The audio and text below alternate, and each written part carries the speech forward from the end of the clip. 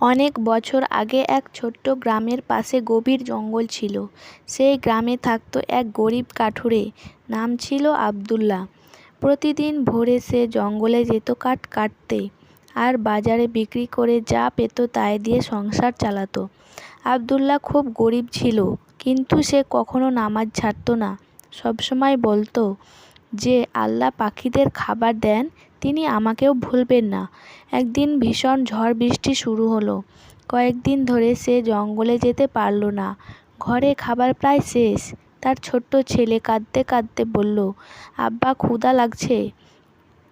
আব্দুল্লাহর বুক কেঁপে উঠল। স্ত্রীও চিন্তায় পড়ে গেল। কিন্তু আব্দুল্লাহ শান্তভাবে বলল, ধৈর্য ধরো, আল্লাহ অবশ্যই সাহায্য করবে। সেদিন রাতে অবশ্যই সবাই অল্প একটু শুকনো রুটি খেয়ে ঘুমিয়ে পড়ল। কিন্তু আব্দুল্লাহ ঘুমাতে পারছিল না। সে উঠে অজু করল, 2 রাকাত নফল নামাজ পড়ল। তারপর কান্না করে দোয়া করতে লাগল, হে আল্লাহ, তুমি ছাড়া আমার কেউ নাই, তুমি আমাকে সাহায্য করো। ঠিক তখন দরজায় ঠোকা পড়ল। আব্দুল্লাহ দরজা খুলে দেখে এক বৃদ্ধ লোক দাঁড়িয়ে আছে। বৃদ্ধ বলল, আমি পথ হারিয়ে ফেলেছি, অনেক ক্ষুধার্ত, একটু খাবার হবে? ঘরে খাবার বলতে শেষ একটু টুকরো রুটি ছিল। স্ত্রী কষ্ট পেলেও বলল, যদি আল্লাহ সন্তুষ্টি হয় তাহলে এটাও দিয়ে দাও। আব্দুল্লাহ সেই শেষ রুটিটুকু বৃদ্ধকে খেতে দিল।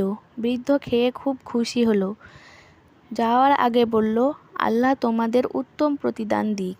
পরদিন সকালে আব্দুল্লাহ আবার জঙ্গলে গেল। হাঁটতে হাঁটতে সে হঠাৎ একটা পুরনো থলি দেখতে পেল। খুলে দেখে ভেতরে অনেক স্বর্ণ মুদ্রা। সে অবাক হয়ে গেল, কিন্তু সঙ্গে সঙ্গে বলল, না, এটা হয়তো কারো হারানো সম্পদ। সে গ্রামের মসজিদে গিয়ে ইমাম সাহেবকে বলল সব। কয়েকদিন ঘোষণা দেওয়ার পর কেউ সেই থলির মালিকানা দাবি করল না। তখন ইমাম সাহেব বললেন, এটা আল্লাহর পক্ষ থেকে তোমার জন্য রিজিক হতে পারে।